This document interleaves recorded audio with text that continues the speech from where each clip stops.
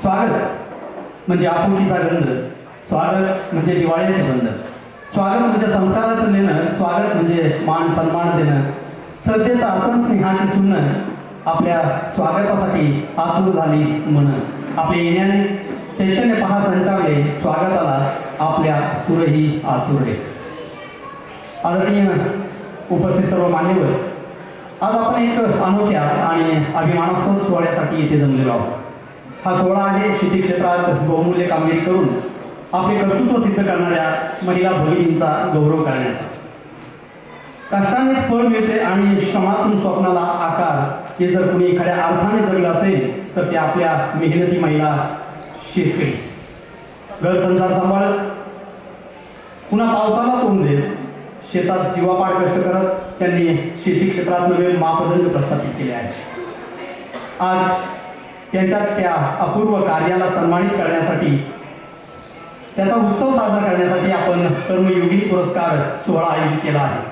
हा पुरस्कार म्हणजे फक्त एक स्मृती चिन्ह नाही, तर त्यांच्या घामाचा मान, त्यांच्या चिकाटीची दखल आणि त्यांच्या योगदानाचा सन्मान आहे. आपल्या महिला शेतकरी भगिनींनी दाखवून दिले आहे की जमिनीत बी पेरणे इतकी ताकद फक्त हातात नसते तर मनातही असते. त्यांनी शेतीला दिशा दिली, उत्पादन क्षमता वाढवली आणि शाश्वत विकासाचा मार्ग दाखविला. आजच्या या सोहळ्यात आपण त्या सर्व कर्मयोगी महिलांचे, कर्मयोगी शेतकऱ्यांचं मनपूर्वक वंदन करत आहोत. त्यांच्या कर्तृत्वाचा गौरव करण्यासाठी आपल्यासमोर उपस्थित अनेक मान्यवरांचं मी विज्ञान मंडळाच्या वतीनं हार्दिक स्वागत करतो. माननीय श्री नानासाहेबजी बोरस्ते, त्याचप्रमाणे मोर्गन इंडस्ट्रीचे चेअरमन माननीय श्री समाधानजी हिरे, आणि ज्यांचं केवळ नाशिक जिल्ह्यातच नव्हे तर महाराष्ट्रामध्ये एक अनोखा उपक्रम राबवला, ते आपल्या तालमे महिलावरच असणारं पुस्तकांचं गाव हॉटेल त्यांनी चालवलं. तिथं जावं तर वेगवेगळी माहिती आपल्याला उपलब्ध होते, अनुभव ऐकायला मिळतात. त्या प्रमुख अतिथींचं परिचय करून देणं आम्ही आमचं कर्तव्य समजतो. आणि म्हणून प्रथमतः आजच्या कार्यक्रमासाठी आदरणीय उपस्थित असणारे माझे आमदार माननीय नानासाहेब बोरस्ते यांचा परिचय करून देण्यासाठी मी मंचावर आमंत्रित करतो द्राक्ष विज्ञान मंडळाचे अध्यक्ष माननीय श्री डॉक्टर वसंतराव ढिकले यांना.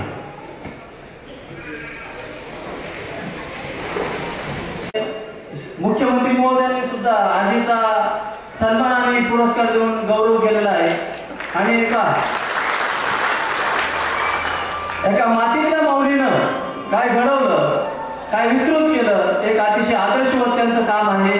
आणि आज मी सगळ्यांना आवर्जून विनंती करेन का कधी जाताना एकदा हॉटेलला भेट द्या. इतकं सुंदर हॉटेल बनवलंय आणि त्याला नाव दिलंय त्यांनी पुस्तकाचं हॉटेल. आणि त्या हॉटेलमध्ये गेल्यानंतर प्रत्येकाला इतके पुस्तकं ठेवले आजीने, इतके पुस्तक आहे का प्रत्येक माणूस गेल्यानंतर पुस्तक वाचल्याशिवाय जाणार नाही.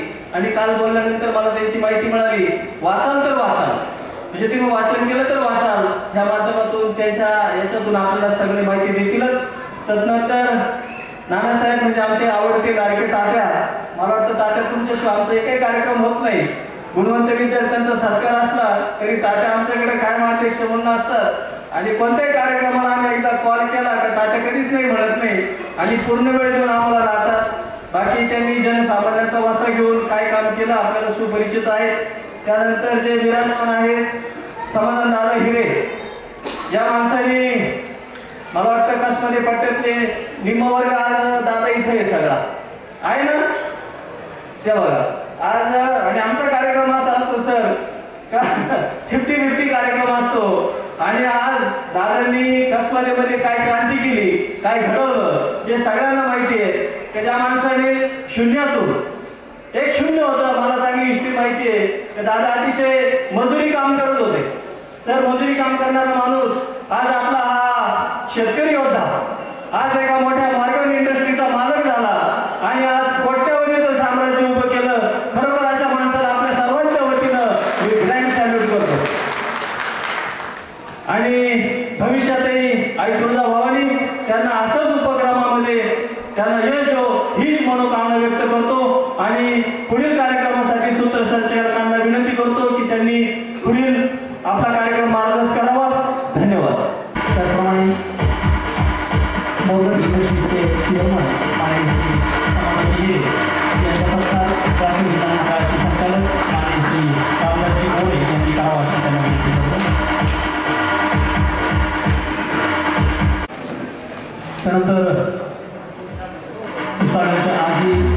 ग्रामदेवती भीमाताई संपतराव जोंधळे यांचा सत्कार श्रीमती जयश्रीताई संधान यांनी करावा अशी त्यांना विनंती करतो.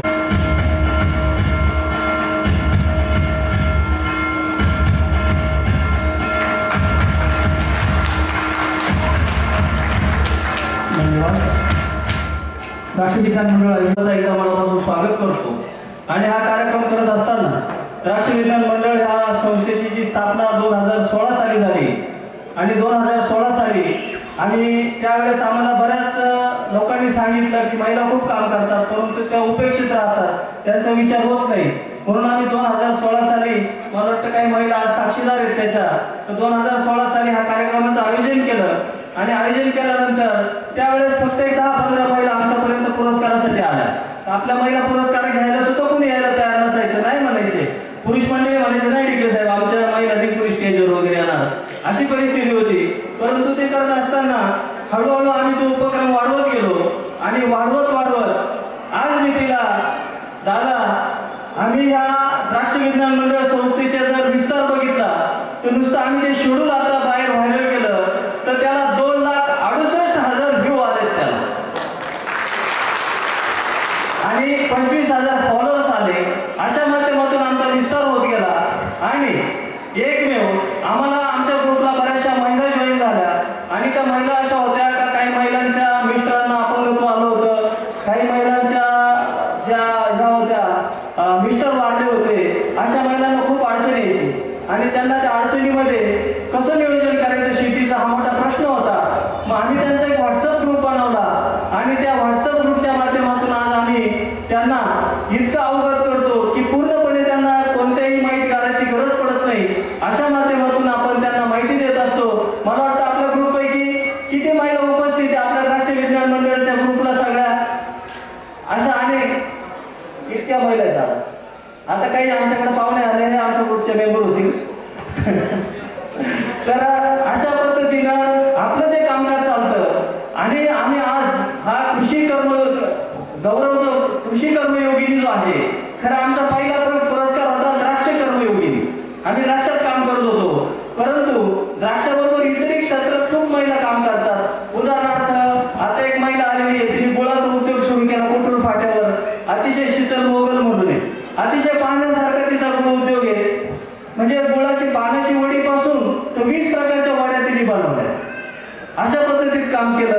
काही आता आमच्यात महिला कवयित्री आहेत, सोनजांच्या कवयित्री, त्यांनी पुस्तकाचा स्टॉल लावला.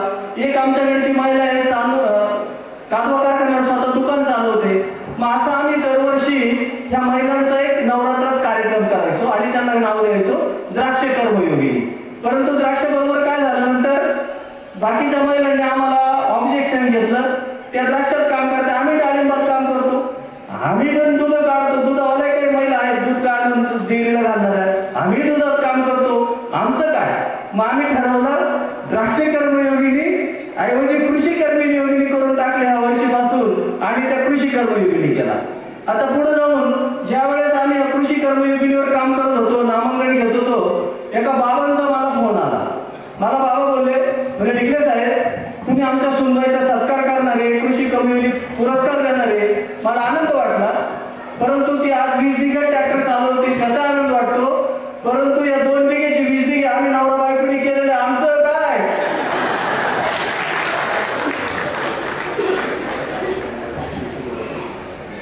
एक नंबर घ्या, MS 41C 5514. ही गाडीवाल्यांनी कृपया बाहेर जा, त्यांच्यामुळे ट्रॅफिक जाम झाले. MS 41C 5514. मग त्या बाबा म्हणे ही सुनबाई जरी ट्रॅक्टर चालवती, त्यावेळेस माझ्याकडे जमीन 2 बिघे होती, मी 6 महिने घातले, लोकांकडे कामं केले, तेव्हा आम्ही नवरा बायकोनी कष्ट करून 20 बिघे केले म्हणून मी ट्रॅक्टर चालवते. मग काय करू, मग आमचं काय. प्रश्न बरोबर आहे. मग आम्हाला परत संकल्पना सुचली काही ह्यांचाही विचार केला पाहिजे कुठेतरी. मग त्यांना आम्ही यंदा कृषी कर्मयोगी पुरस्काराने आज आम्ही सन्मानित करत आहोत. आणि इथून पुढे आम्ही ठरवून टाकलं की आपण ह्या कर्मयोगी सुद्धा मित्रांनो, खरंच सांगतो जाता जाता, हे जेवढे बसले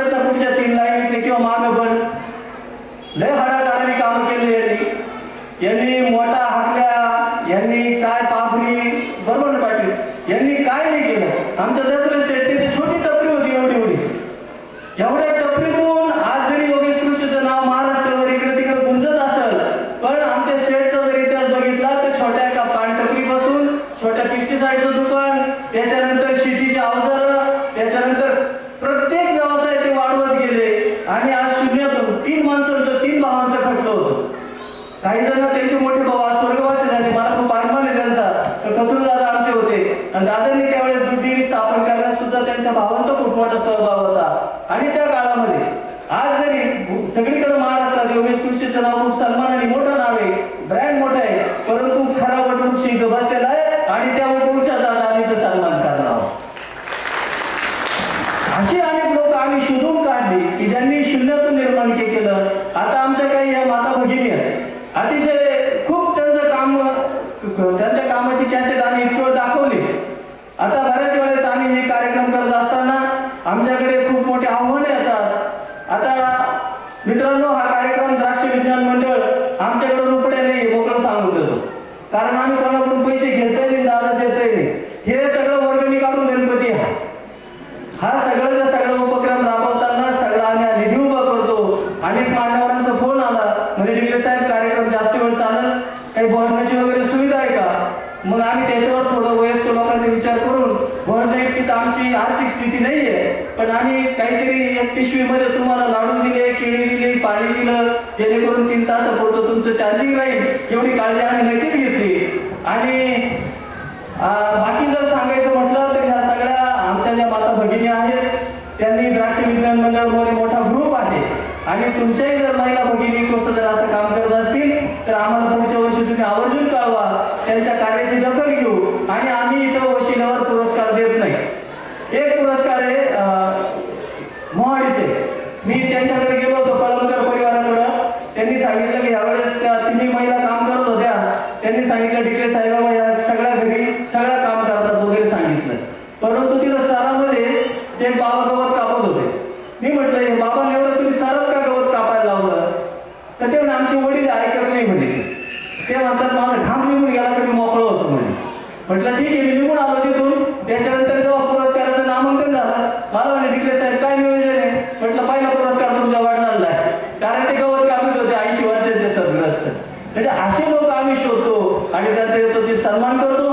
पुढेच एकदा तुमचं सर्वांचं द्राक्ष विज्ञान मंडळ परिवार आणि आमच्या द्राक्ष विज्ञान मंडळाच्या महिला गटाच्या वतीने सगळ्या महिलांचं मी मनापासून इथं स्वागत करतो. आणि अशाच आमच्या उपक्रमामध्ये आपण मनापासून सहभागी व्हा अशी मनोकामना व्यक्त करतो आणि माझ्या शब्द सुमनांना विराजत देतो. धन्यवाद.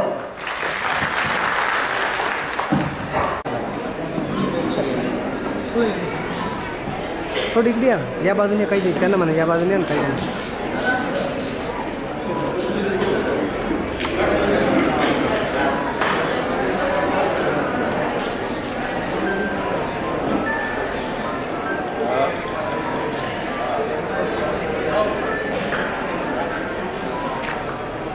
परत एकदा करा. ओके, धन्यवाद. आपण ज्या कार्यक्रमाची रामदास कळमकर आपल्या शेतीची एक निष्ठा आहे. निर्यातक्षम द्राक्ष उत्पादन ते घेतात. योग्य रहिवासी आणि प्रतिष्ठित नागरिक माननीय श्री बाकीराव बापूराव जाधव, नाना कोडे, मुक्काम पोस्ट इंदिरानगर यांना मी विनंती करतो की त्यांनी हा पुरस्कार स्वीकारण्यासाठी मंचाच्या डावे वाघगाव तालुका देवळा यांना मी विनंती करतो की त्यांनी मंचाच्या डाव्या बाजूने यायचे. मंचाच्या डाव्या बाजूने यायचे त्यांनी नाव निर्माण केलं असे सिद्धपिंपरीचं भूषण माननीय श्री दशरथ मुरलीधर जाधव यांना मी त्यांना आणि त्यांच्या कुटुंबियांना मुक्काम पोस्ट उतराणे तालुका बागलाण यांना मी विनंती करतो की करतो श्री प्रमोद शंकर घालटे मुक्काम पोस्ट वडाळी तालुका निफाड जिल्हा नाशिक यांना मी विनंती करतो की त्यांनी मंचाच्या डाव्या बाजूला सहकुटुंब हा पुरस्कार स्वीकारण्यासाठी मंचावर यावं. सर्व पुरस्कारार्थींना विनंती की त्यांनी थांबून राहावं. नंतर सामुदायिक फोटो सेशन या ठिकाणी केलं जाणार आहे.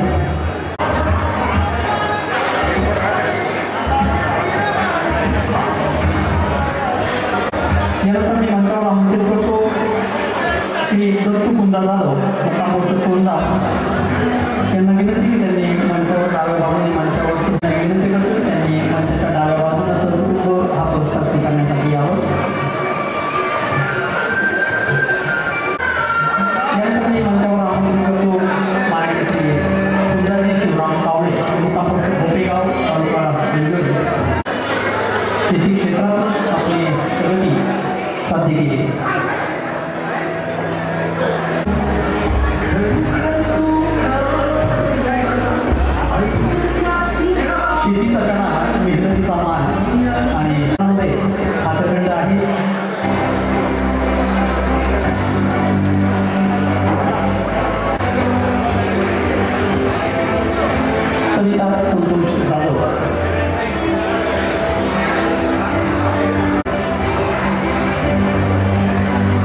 विमल लहान वागळे, टोमॅटो, द्राक्ष,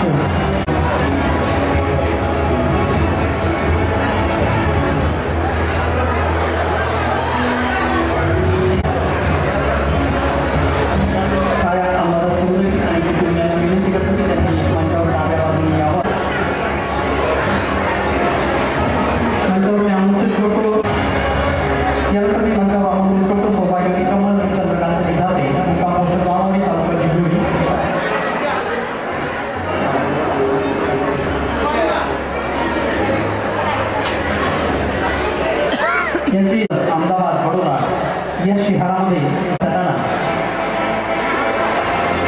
भाग्यश्री हेमंत यांना मी कुटुंब मंचावर आमंत्रित करतो. त्यांनी त्यावेळी बाजूने मंचावर यायचं आहे आणि पुरस्कार स्वीकारायचा आहे. यांचे द्राक्ष आणि पुरस्काराची मी कोणी जाऊ नका. सौभाग्यवती स्वाती कपिल भंडारे यासाठी मंचावर आमंत्रित करतो. श्रीमती जिजाबाई श्रीराम शिंगणे, मुक्काम पोस्ट तालुका कोपरगाव, जिल्हा अहिल्यानगर.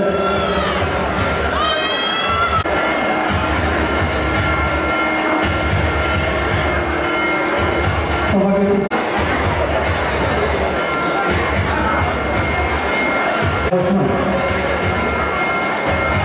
सौभाग्यवती सुनीता शिवाजी तांबे,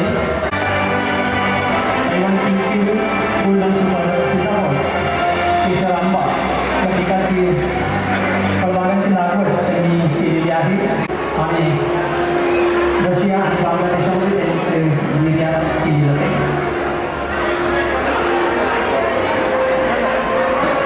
सौभाग्यवती शामल योगेश जाधव, द्राक्ष, टोमॅटो, किलो लागवड या ठिकाणी पगारची तुम्ही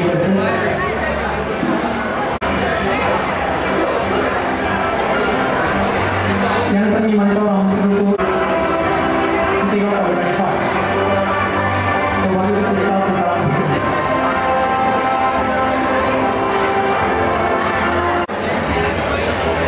सौभाग्यवती वैशाली पाटील यांनी पुरस्कार स्वीकारण्यासाठी मंचावर यावं.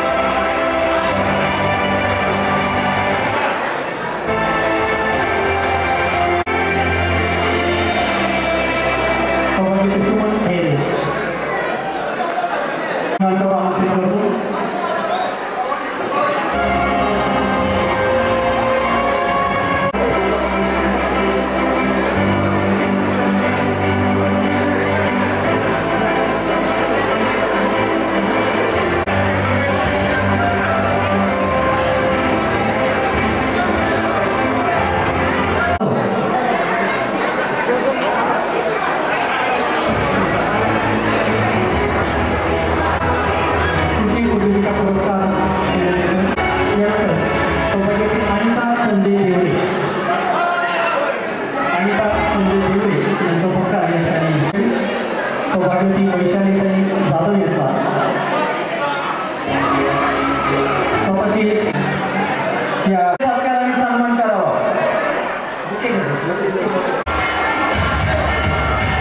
खरोडेताई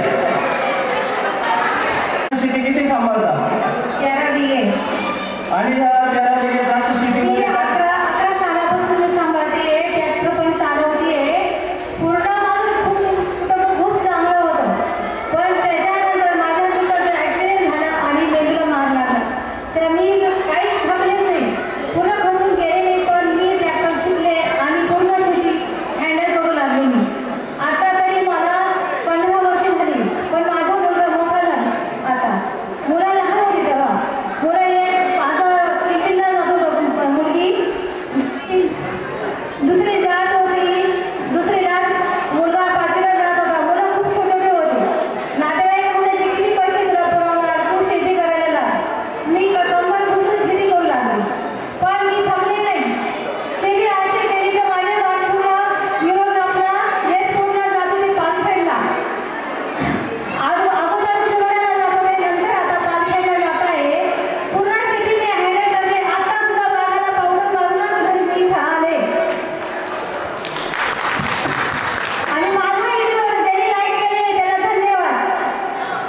आता आज ज्यावेळेस तुमच्या मित्रांचा अपघात झाला होता बरोबर ना, त्यानंतर तुम्ही कमान सांभाळले तोपर्यंत तुम्हाला द्राक्ष शेती येत होती का नव्हती येत काही?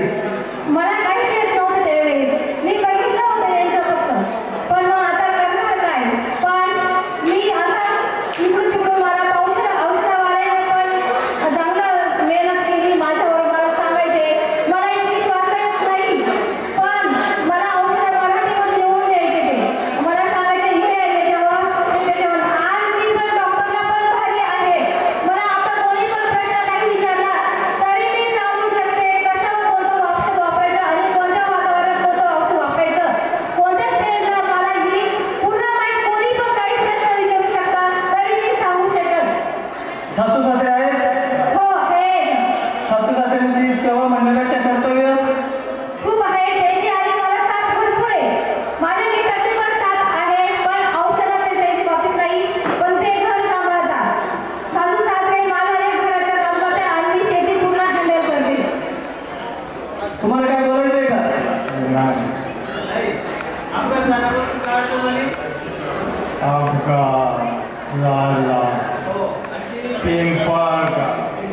त्याला बोलायचं प्रॅक्टिस नाही आहे. मी त्यांचा अपघात झाला, चिरबवण्याचा अपघात झाला, डोक्याला मार लागला, 6 महिने 3 महिने कोमात होते. परंतु या माऊलीने अशी मेहनत घेतली की त्यांना अतिशय योगदान मिळालं. नक्कीच तुमच्या भाईवाटून हार्दिक शुभेच्छा. मोगलताई पटेल यांचं जाऊया. गोळावाला मोगल एकत्रित कुटुंब आणि परवा मी स्वतः भेट दिला तर मला वाटतं तुमचा गुळाचा धंदा आहे नाही का? काय काय करता मुळात? गुळाची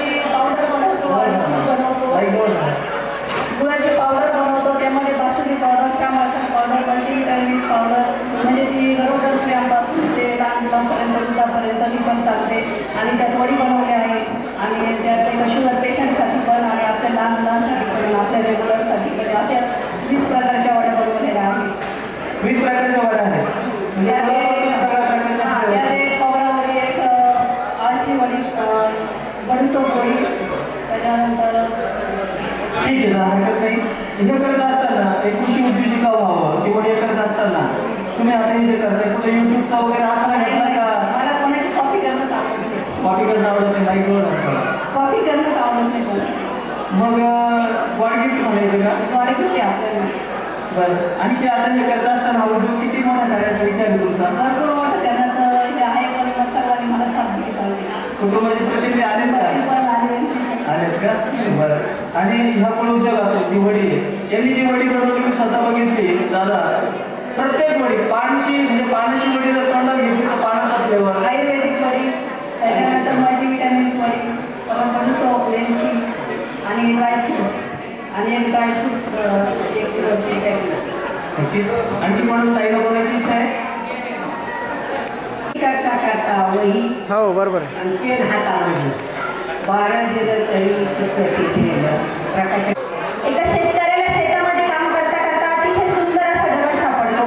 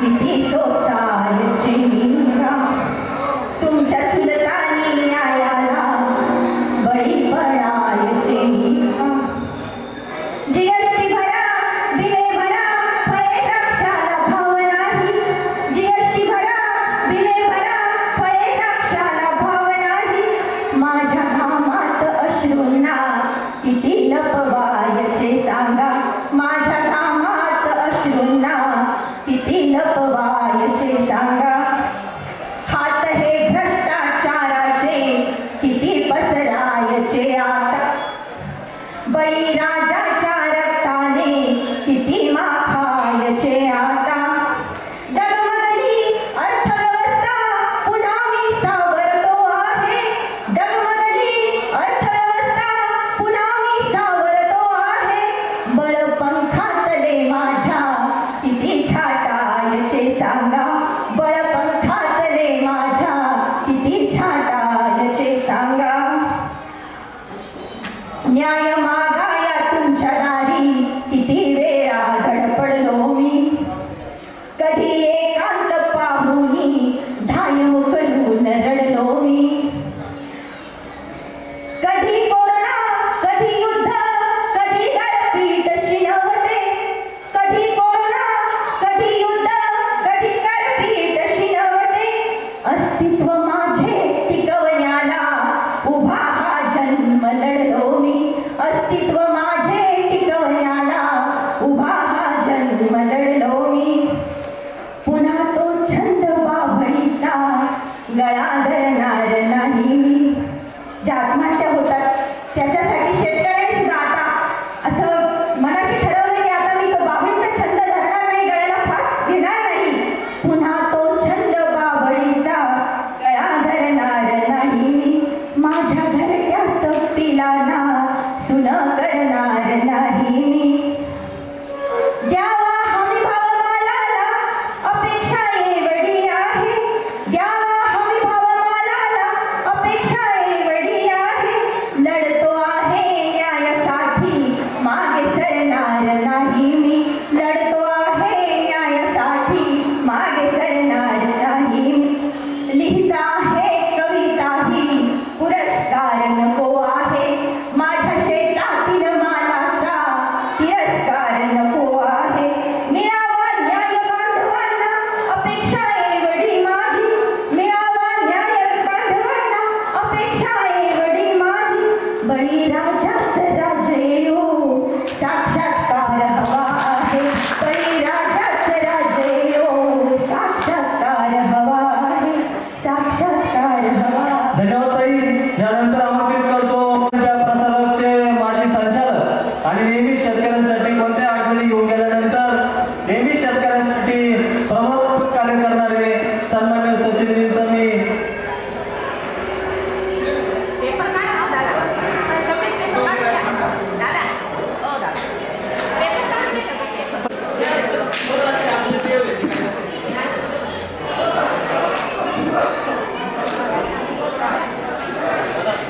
चांगला योग असतो काही करू नका फक्त 10 मिनिटं.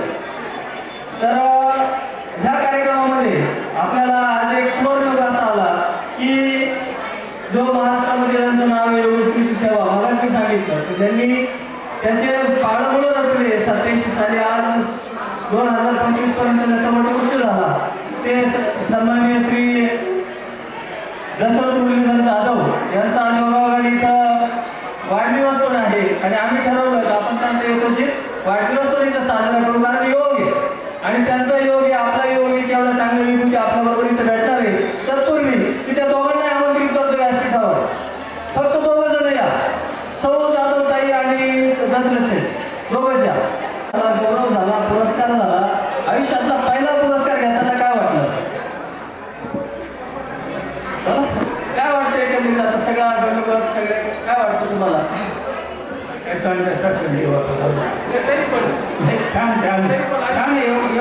छान झालं सगळं तुमच्याकडे काय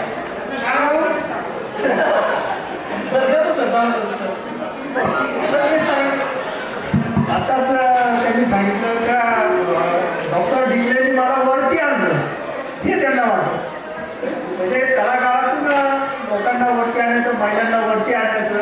शेतकऱ्यांना वरती आणण्याचं काम डॉक्टर ढिकले करीत आहेत आणि याच्यामुळं आम्हाला सर्वांना आनंद आहे आणि यशवंत पाटील यांना सुद्धा तोच आनंद झालेला आहे की तळागाळातून मला त्यांनी स्टेजवर आणलं, सामान्यातून मला इथं उभं केलं आणि मला पुरस्कार दिला, मी धन्य झालो. असं ते माझे मित्र आहेत, त्यांच्या वतीने मी या ठिकाणी बोलतो. धन्यवाद. धन्यवाद.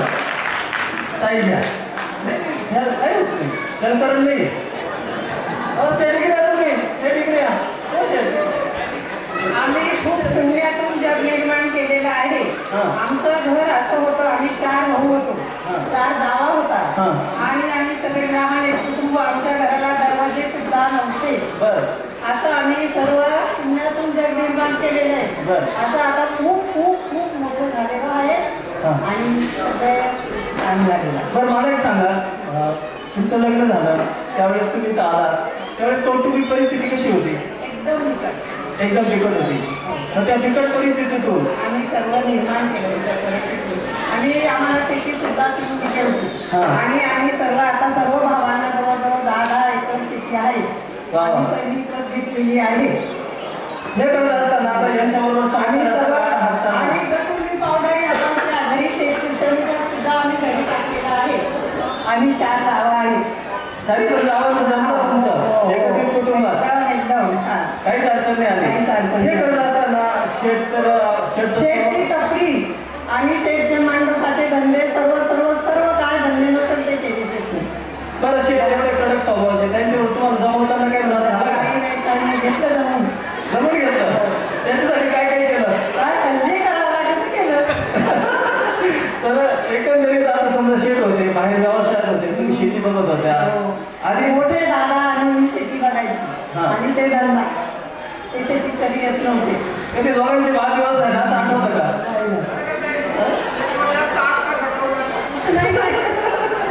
ते शेती जे केलं ते सर्व कुटुंबासाठी केलं. त्याच्यानंतर पंडित शेठ असतील, बाळासाहेब असतील, केलं सर्वांचा आधार नाही केलं ना. हे नाही होत, सर्वांचा आधार होता म्हणून सर्व कुटुंब पुढे गेलं. तुम्ही दोघं मिळून बोलणार काय? नाही मला तर सांगून दिलं की सगळी बाजूतून, कारण एका धीरदत्त पुरुषामागे एका खंबीर स्त्रीचा हात असतो आणि ती खंबीर स्त्री जी असते त्यावेळेस तुमच्यासारख्या फक्त उभ्या राहिल्या, तुम्ही किंवा दादानी घरी शेती सांभाळली त्यावेळेस. आणि आता तुम्ही म्हणता बायका शेती करता, बायकांना पुरस्कार देता, पण मी तर एक सांगेन आताच्या बायका जुरी आहे त्याच्यातल्या थोड्या बायका कधी करत असतात.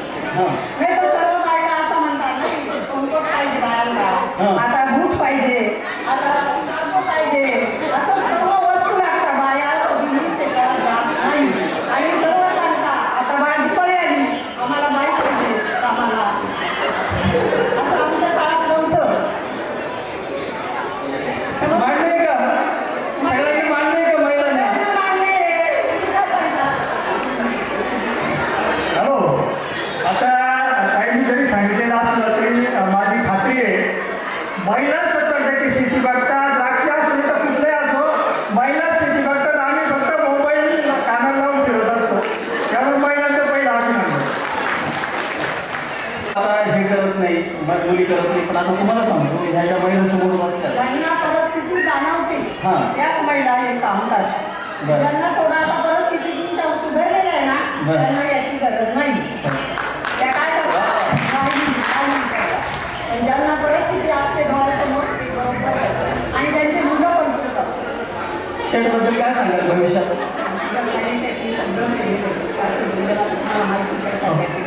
सगळ्यांनी मला फोन केले त्यांना एक नाव घ्यायला सगळ्यांनी गेलं.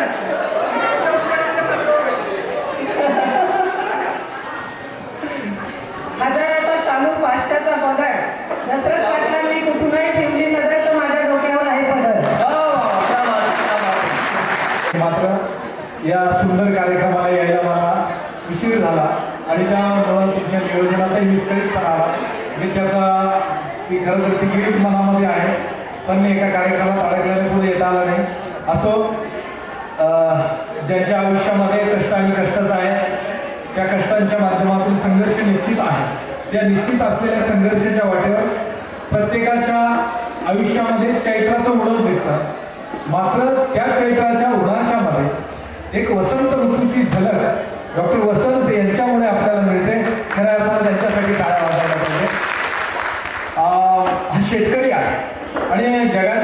शेतकरी वेगळ्या अर्थानं जगतो, पण जगाच्या पाठीवर बऱ्याच देशांमध्ये शेतकऱ्याच्या कामाची दखल घेतली जाते, त्याचा दाखलाही दिला जातो. आपल्याकडे फक्त दाखला दिला जातो, दखल घेतली जात नाही.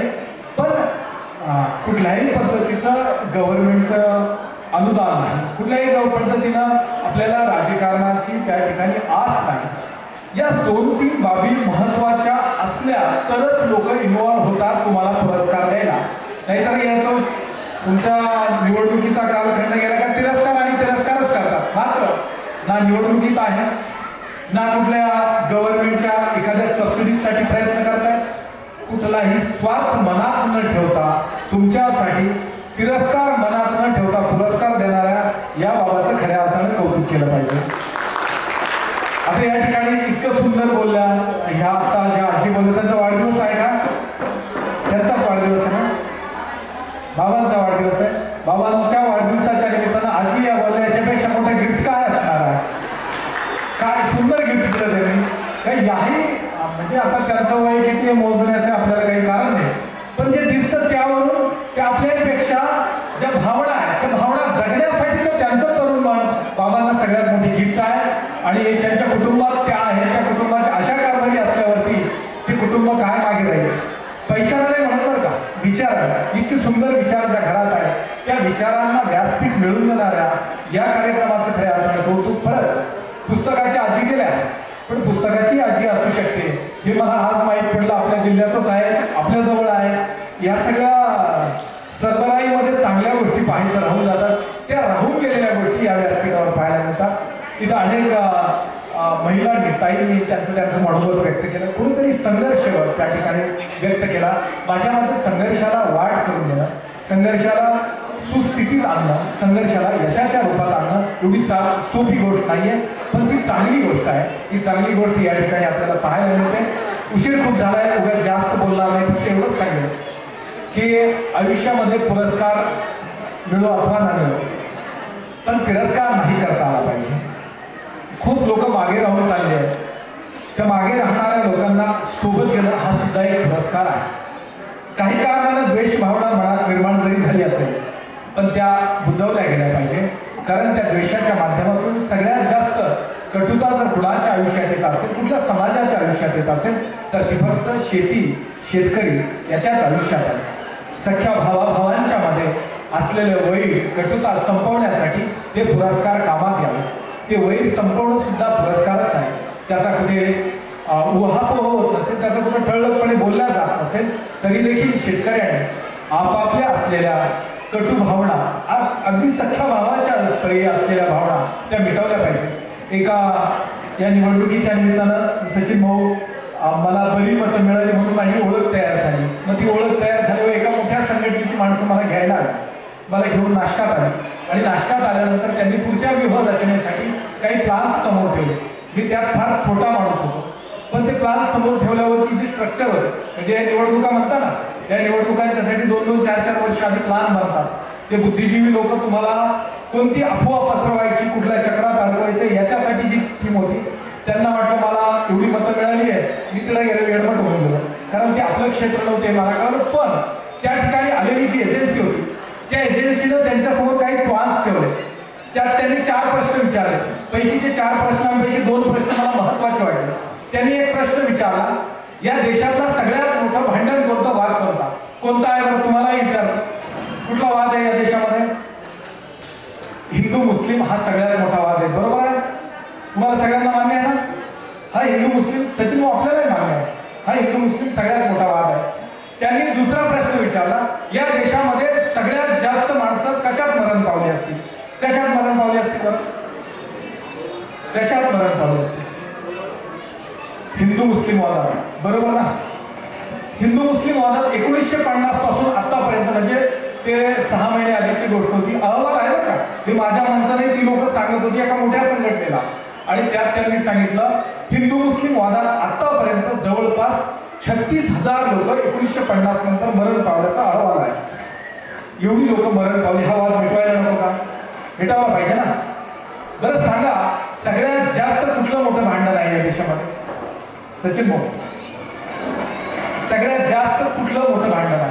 हिंदू मुस्लिम भांडण मोठं आहे, बरोबर ना? नक्की ना? तुम्हाला माहिती आहे सगळ्यात जास्त मोठं भांडण त्या अहवालानुसार, सरकारी अहवालानुसार भावाचं आहे. 2 लाख भाऊ मारून टाकले भावांनी. हा सरकारी अहवाल आहे. कुठलं भांडण मोठं आहे? 2 लाख भाऊ भावांनी मारून टाकले. त्याचा सगळ्यात मोठा मार्जिन हा शेतकऱ्याचा आहे. शेतकऱ्याचे भाऊ मारून टाकले, जखमी केले, त्याच्याशी बोलताय, भांडताय, बोलत नाही, भांडताय. अशी जर संख्या आपली असली तर एवढी मोठी कीर्तनाची कार्यक्रम होतात, एवढे बाबा आपल्या संपर्कात आहेत, एवढे गुरु आपले आहेत, आपलं नेमकं कुठं चुकतंय हे बघण्याचं सुद्धा त्या ठिकाणी कार्यक्रम आहे. आणि जर तो झाला तर ही पुरस्कार सगळ्या अर्थानं वसंतभाऊंची तळमळ, या पुरस्कारांची तळमळ आपल्याला पुढे नेता येईल. त्याहीपेक्षा मोठा प्रश्न काय माहितीये? याच्याहीपेक्षा जास्त लोक कशात मरण पावली माहिती तुम्हाला? 2 सगळ्यात मोठा वाद हिंदू मुस्लिम आहे, बरोबर ना? पण सगळ्यात जास्त लोक मरण पावली भांडण भावाच्या, त्यात मरण पावली.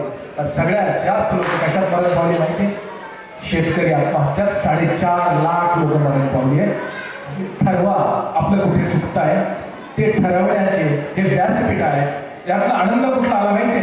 ज्यांच्या पाठी कोणी नाही, पण सगळ्यात जास्त पुरुषांनाच आत्महत्या केली. हे काय शेतकऱ्याच्या बाईला आत्महत्या केली, म्हणून हा पुरस्कार तुमचा आहे. आणि त्यासाठी खऱ्या अर्थानं मला वसंतभाऊंचं कौतुक वाटतं की जी लोक दृष्टिक्षेपात नाही. पुरुष प्रधान जरी संस्कृती असली तरी स्त्री प्रधान हा देश आहे. ही दुर्गा मातेचा हा देश आहे, या भवानी मातेचा हा देश आहे, हा जिजामातेचा देश आहे, हा सावित्रीबाई फुलेंचा देश आहे.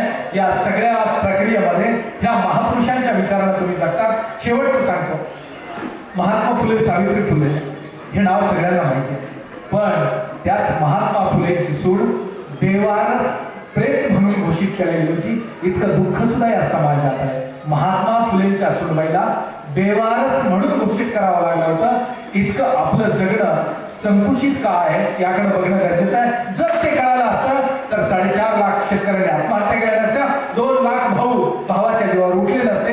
हेच या ठिकाणी नमूद करतो. आणि खूप खऱ्या अर्थानं लढणाऱ्या घटकाला पुढे आणणाऱ्या या वसंत ऋतूला मी या ठिकाणी मनापासून सलाम करतो. या व्यासपीठावर सिरीज मंडळी आहेत, काठीपुरची आहेत, खूप सुंदर त्यांचं मार्गदर्शन द्राक्ष शेतीला लाभलं. ही द्राक्ष शेती पुढे आणण्यामध्ये त्यांचा मोलाचा ते आहे.